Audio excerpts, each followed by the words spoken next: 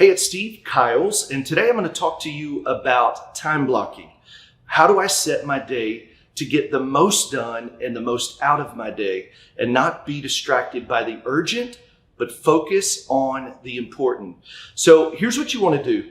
When you're working on being very strategic with your week and your calendar, you want to chunk the time. You don't want to do a long consultation and then jump into a coffee and then you got to go race and have a lunch meeting. What you want to do is you really want to build your calendar so that it's super effective and it's done in chunks of time. Here's what I would recommend. From 8 to 9, do all of your meetings. So if you've got a pipeline meeting, you've got a processors meeting, you've got operations meetings or team meetings or sales call meetings with your branch and other LOs, all of that needs to happen before 9. So 8 to 9, any meeting you need can happen then. Number 2 is I would time block from 9 to 11 to be your outbound prospecting. So outbound prospecting is going to be our DSP. On Mondays, we're following our Thor's hammer, making outbound agent calls.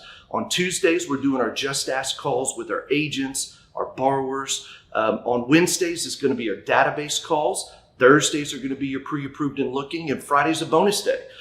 So what you're doing though is from 9 to 11, those are your golden 2 hours of the day where you're making that outbound call. It's super effective. And then from 11 to 2, what you're doing is your coffees, your lunches, your appointments. If you've got to meet with a business partner, an insurance agent, or an appraiser that you're building a relationship, or you've set your weekly appointments with agents to get to know them to earn more of their business, all of that happens from 11 to 2, and that's a great chunk of time.